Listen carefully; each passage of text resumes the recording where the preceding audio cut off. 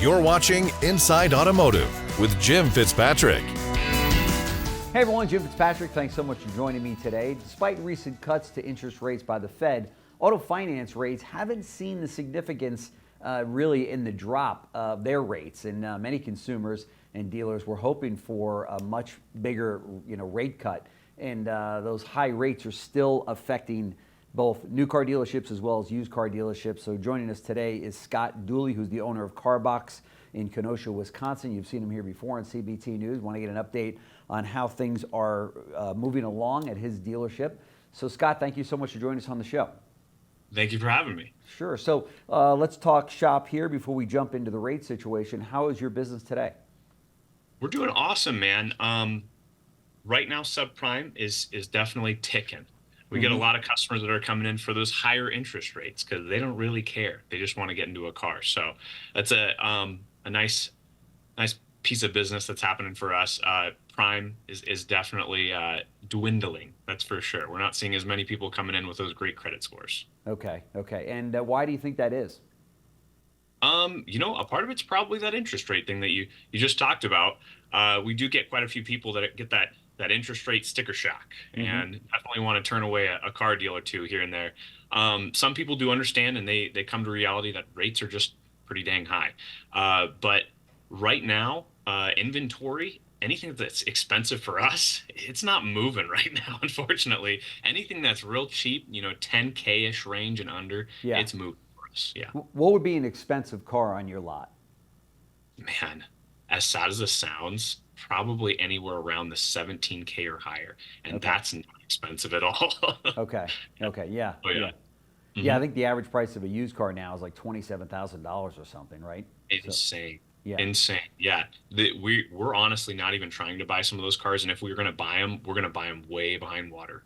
We really have to have them priced amazing to sell a car that's at a $27,000 price range. We're sitting on two cars right now that are 160 days on the lot.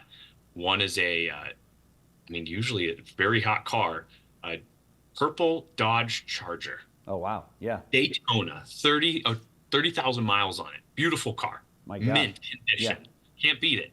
160 days on the lot, man. Oh, my God. Nothing to do. In that 160 days, did you have the opportunity to move the car and you just said, no, it's going to bring more money than this? I mean, sometimes used car managers fall in love with cars and they hold on to them way too long, only to find out that, gee, the first offer I got on it was actually a good one. I have dreams at night about that all the time. That one deal that you missed, I haven't personally missed that deal. Yeah. I think one of my sales managers may have. Maybe it was that first deal that you don't take that just curses the car. And then all of a sudden you can't get anybody to buy this thing, whether you blow it out or not. Yeah. But I don't even know if we missed an opportunity or not. I haven't even gotten anybody to test drive with me at all. And I try to take as many customers as I can myself too. So Sure. Where do you guys source your cars from? So we are very different. About a year and a half ago, I kind of gave up on the auctions, man. It stopped working for me. Yeah. So out here, it used to be before COVID, pre-2019, you could get an amazing deal at the auction, a good quality car, and resell it. Nowadays, that is not the case, especially our price point. You are buying problems. You have to accept that. You're going to buy a $1,500 fixing car at least. It used to be maybe you'd throw about $500. We buy everything off the street. Everything off the street. Wow. That figure it out and find the best possible deals with the best history. So that way we can actually market and send a car straight to the front of the lot, not have to do too much work to it. So it's really awesome. When you say off the street, obviously customers' cars and people, they just want to sell their vehicle outright, much the way Carvana does or CarMax or really any dealership now, right? I mean, that's seems to be a great way to source vehicles. However, from the dealers that I've spoken to, they say that's usually not enough to support the lot. So you don't supplement it with anything else? It sounds like the auctions you're done with that, right? I get the itch because I love going. It's totally my scene. It's a fun time. It's exciting to go to the auction. Yeah. But we're not doing it. We're just going to expand as much as we can on the buying side off the street and just employing more people to do it.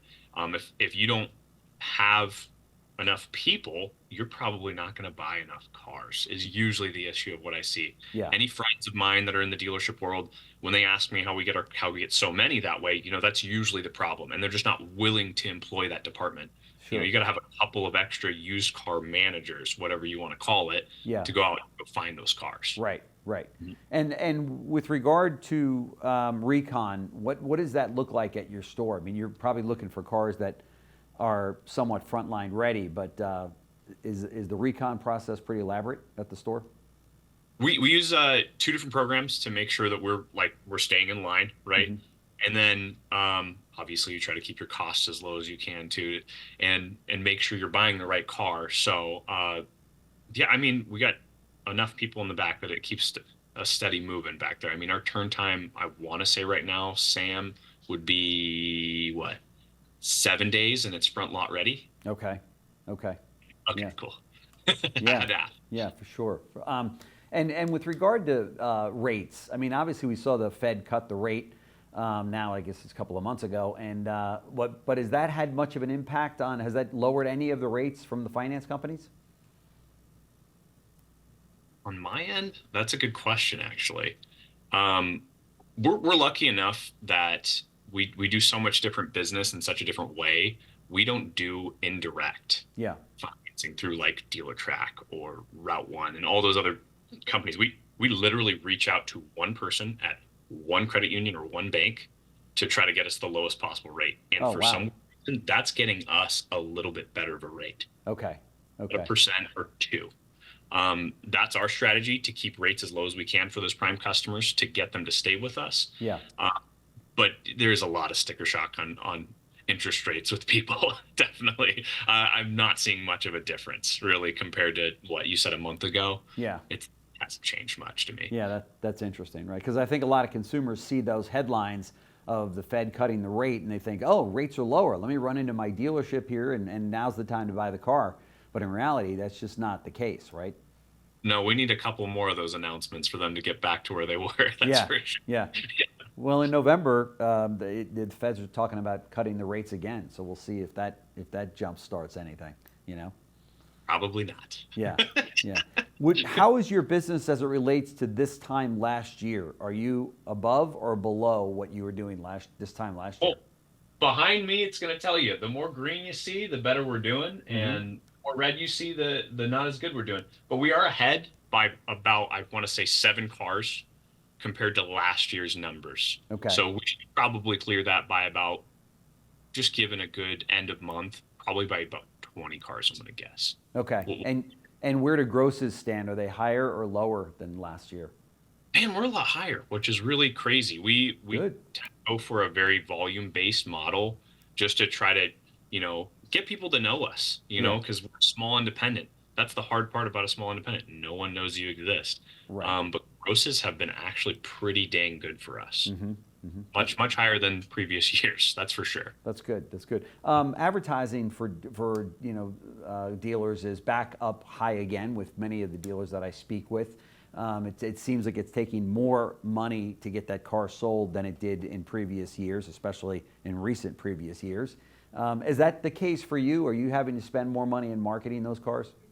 Oh yeah. We're $5,000 higher than what we were last year, and last year we were around $10,000 total spent per month. Okay. So I mean, just based on that, that's quite a bit of a hike compared to what most other independent dealers are going to do. Sure. I mean, most of them aren't spending anything still. I don't know how that's possible. I don't know how they're still in business. But they must have an amazing referral program or something going on. Yeah. But for me to stay in business, I have to keep spending extra. So I have seen that go up too. Okay, that's interesting. So, and obviously you've got a decent lot there and on a busy highway. Is that you getting business off the road? No. We've had construction out in front of us for a year. Oh, we are 100% internet based. I wish we had an amazing, highway in front of us. We did just purchase a new plot of land that's up in Racine, Wisconsin, and that has much better drive-in traffic. So we're going to start putting more and more cars up there and get that rolling here soon. Okay. So that hopefully becomes our high ticket, high grossing store. We'll see. Sure. What kind of turn do you typically work with? How many units do you have in stock? A 30-day, 60-day? We're hitting 45 days. We Okay. used to be a lot lower, but we've been trying to dabble in different cars, and that's slowed us down, of course. But yeah, about a 45-day turn is what we're looking at, and maybe that's the reason why our grosses are a little bit up too. Could be because we're trying to hold on to these cars for a little longer. Yeah. But total inventory right now is 105. Okay. So, Yeah. mhm. That's great. That's great. Yeah. And what do you see as the biggest challenges lying ahead for you? I mean, there's probably a lot of independent dealers that are in the same situation that you are, but what are some of the challenges that you see as you close out the year? Man, it's going to be getting that prime customer.